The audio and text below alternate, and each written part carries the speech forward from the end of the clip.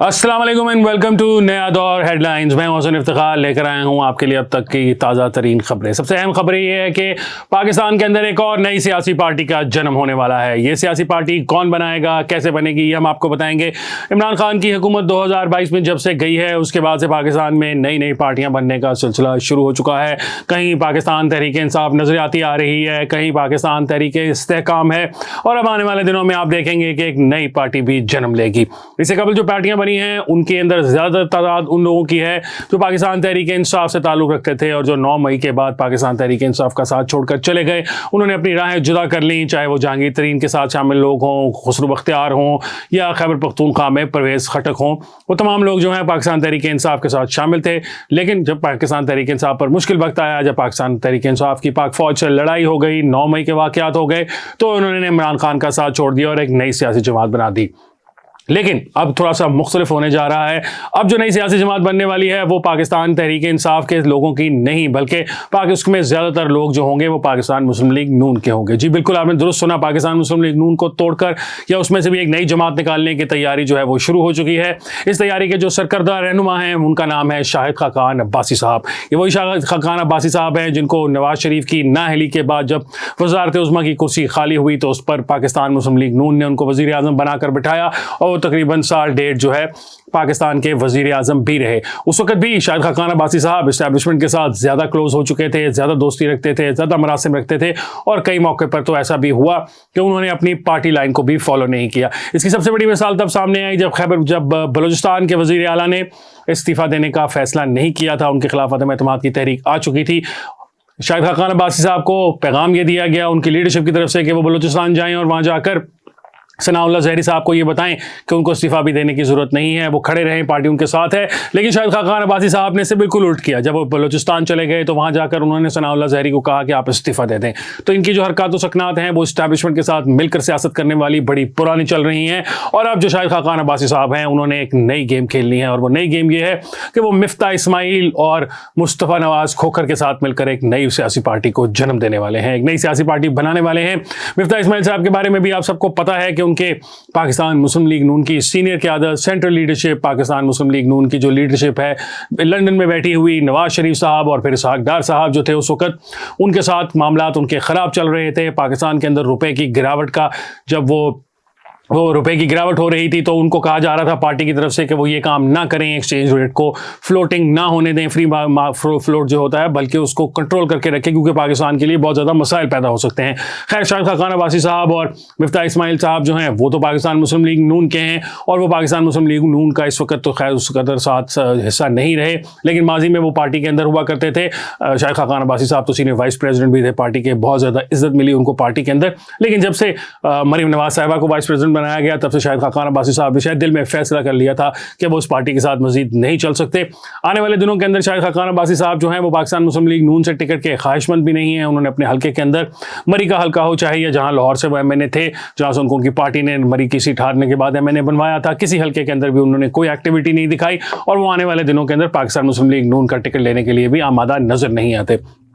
तीसरे जो हैं मुस्तफ़ा नवाज़ खोखर साहब, उन्होंने अपने एंटी एस्टैब्लिशमेंट बयानी की वजह से अपनी पार्टी के अंदर अपनी जगह खो दी। उनको अपनी सेनेट की सीट से इस्तीफा देना पड़ा। पाकिस्तान पीपल्स पार्टी ने उनको शो कॉज नोटिस भी जारी किए, और लेकिन अब वो एक नई सियासी जमात बनाना चाहते हैं मिफ्ता इस्माइल के साथ और शाहिद खाकान अब्बासी के साथ। हैरत की बात इसके अंदर ये है कि मुस्तफ़ा नवाज़ खोखर साहब तो एक एंटी एस्टैब्लिशमेंट बयानियाँ लेकर चलते हैं, वो इमरान खान के साहब की सपोर्ट में भी बातें करते रहे, अपने एंटी एस्टैब्लिशमेंट होने की वजह से पाक फौज के ऊपर जो है वो तनकीद भी करते रहे। वो किस तरीके से शाहिद खाकान अब्बासी के साथ चलेंगे, वो किस तरीके से मिफ्ता इस्माइल के साथ चलेंगे, ये दोनों शख्सियात ऐसी हैं जिनका जो माजी करीब में रवैया है वो यही रहा है और इसी तरीके का रहा है कि वो इस्टेब्लिशमेंट की इजाज़त के बगैर तो सांस भी नहीं लेते थे। तो ऐसी सूरत हाल में जबकि दो आपके जो मौजूदा साथी हैं या जो दो बड़े पार्टनर्स हैं आपके नई सियासी जमात बनाने के अंदर, वो इस्टेब्लिशमेंट के साथ जुड़े रहने वाले हों और आप खुद एंटी इस्टेब्लिशमेंट बनकर सियासत करना चाहते हों, तो नई सियासी जमात का मुस्तकबिल क्या होगा। खैर, मिफ्ता इस्माइल साहब का ये कहना है कि जुलाई में उन्होंने एक सर्वे कराया था, उस सर्वे में उनको पता चला कि इमरान खान साहब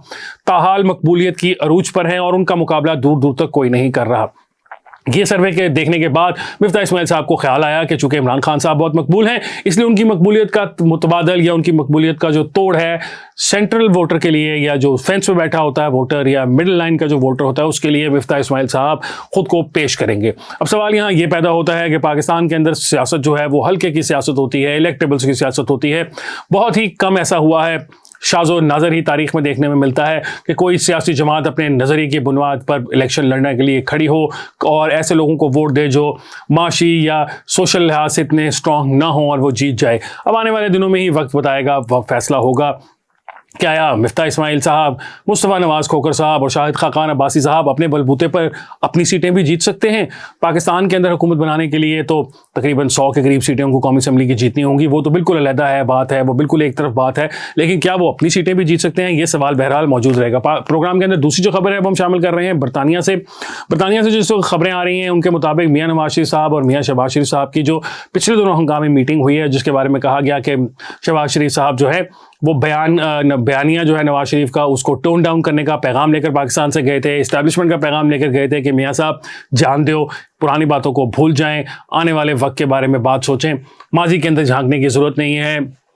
general Faiz, general Bajwa, Saqib Nisar, general justice Khosa, इन सब के बारे में आप बातें भूल जाएं और आगे चलने की बात करें। अब हमें ये भी पता चल रहा है कि सिर्फ वजह यही नहीं थी शहबाज शरीफ की बरतानिया जाने की, बल्कि बरतानिया के अंदर एक बहुत अहम मुलाकात भी हो रही थी जो नवाज शरीफ साहब के साथ होनी थी, लेकिन शहबाज शरीफ साहब चाहते थे कि वो भी उस मुलाकात का हिस्सा रहें ताकि मुस्तकबिल की जो सियासत उनकी हो, अगर वो मुस्तकबिल में वज़ीर आज़म बनना चाहते हैं या बन सकते हों तो इस मुलाकात के अंदर जो कुछ गुफ्तगू भी हुई हो वो उनके इल्म में हो। ये मुलाकात किससे हुई? क्या वो पाकिस्तान की किसी इंटेलिजेंस एजेंसी के इदारे से के सरबराह से हुई? वो जवाब है नहीं। क्या वो पाकिस्तान के फौज के किसी इदारे से के सरबराह से हुई? जवाब है नहीं। ये मुलाकात हुई गल्फ यानी कि मशरक़ वुस्ता की एक रियासत के जो इस वक्त लीडर हैं उनके साथ। वहाँ पर वो जो लीडर हैं उन्होंने नवाज शरीफ साहब के साथ खुलकर बातचीत की, शहबाज शरीफ साहब भी मौजूद थे और उसके अंदर अपेरेंटली ये बातचीत भी हुई कि नवाज शरीफ साहब की वापसी का उस जो मशरक़ वुस्ता की रियासत है उसको बहुत ज़्यादा उम्मीद है कि नवाज शरीफ साहब वापस आएंगे और उस रियासत के साथ पाकिस्तान के जो ताल्लुकात हैं वो दोबारा से माजी की तरह ताबनाक हो जाएंगे और दोबारा से नए सिरे से अस्तवार किए जा सकते होंगे। अब सवाल यहाँ ये पैदा होता है कि पाकिस्तान की सियासत के अंदर इंटरनेशनल इंटरफेरेंस जो है वो किस हद तक काबिल कबूल है। हम जब वेस्टर्न ममालिक की तरफ से वो इंटरफेरेंस होती है, बरतानिया की तरफ से होती है, अमेरिका की तरफ से होती है, तो उसके खिलाफ खुलकर बात करते हैं, लेकिन जब इस्लामी बरादर ममालिक हों की तरफ से इस तरह के काम शुरू हो जाएँ या उनकी तरफ से इस तरह के नाम सामने आना शुरू हो जाएँ या उनकी तरफ से इस किस्म की बातें करना शुरू कर दी जाएँ कि कौन शख्स जो है वो पाकिस्तान के वज़ीर आज़म के लिए मौजूद कैंडिडेट है, तो फिर सवाल तो ये पैदा होता है कि पाकिस्तान की दाखिली सियासत जो है वो पाकिस्तान का दाखिली मामला है, उसके अंदर गैर मुल्की जो लोग हैं वो किस वजह से इंटरफेयर कर रहे हैं। खैर, मुलाकात हुई पिछले हफ्ते क्यों हुई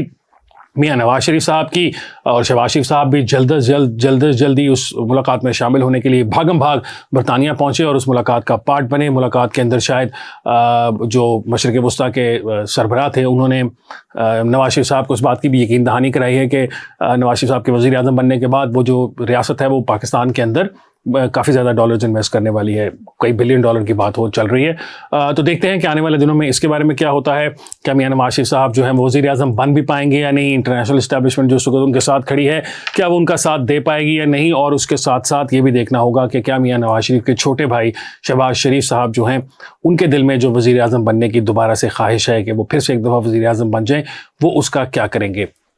प्रोग्राम के आखिरी हिस्से में बात करेंगे पंजाब के अंदर इस वक्त जो आशूब चश्म का मर्ज़ फैला हुआ है उसके बारे में। पंजाब की जो हुकूमत है उसने पंजाब के स्कूलों के अंदर थर्सडे को छुट्टी का ऐलान भी कर दिया, क्योंकि जो छोटे बच्चे हैं उनके साथ काफ़ी ज़्यादा मसला हो रहा है कि वो आई की इन्फेक्शन जो है वो लेकर घर चले जाते हैं और फिर ऑटोमेटिकली वो जो इन्फेक्शन है वो आगे भी ट्रांसमिट हो रही है। लेकिन बात यहाँ पर मैं इन्फेक्शन से ज़्यादा इस बात ये करना चाहता हूँ कि उस इन्फेक्शन को क्योर करने के लिए जिस किस्म की जो भी आई ड्रॉप्स हैं या दवाइयाँ मार्केट में मौजूद हैं, देखते ही देखते उनकी जो कीमतें हैं वो आसमान से बातें करनी शुरू हो गई। जो दवाई 85 या 100 रुपये की मिल रही थी, कोई आई ड्रॉप्स जो हैं वो इस वक्त मार्केट के अंदर 300 रुपये से भी ज़्यादा के हो चुके हैं। तो इसके अंदर हुकूमत का रोल है प्ले करने का, ड्रैप मौजूद है, दीगर इदारे मौजूद हैं, उनको इंश्योर करना है कि ना सिर्फ ये अद्वियात जो हैं इस वक्त ज़रूरी हैं, उनकी जो कि इस वक्त रिक्वायरमेंट है, ना सिर्फ ये कि उन अद्वियात की जो है तलब और रस्त उसके दरमियान जो अगर कोई डिफरेंस है तो वो देखा जाए, और अगर कोई चीज़ इंपोर्ट करने की ज़रूरत है तो हंगामी बुनियादों पर इंपोर्ट की जाए, और अगर स्टॉक मौजूद है और सिर्फ ये लोग मौके का फ़ायदा उठाकर कीमतें बढ़ाकर मुनाफा ज़्यादा कमाना चाह रहे हैं तो उनके खिलाफ भी कार्रवाई करने की ज़रूरत है। आज के प्रोग्राम के लिए इतना ही। इंशाल्लाह आपसे मुलाकात होगी एक और प्रोग्राम के साथ। मुझे हसन खान को दीजिए इजाज़त। अल्लाह हाफ़िज़।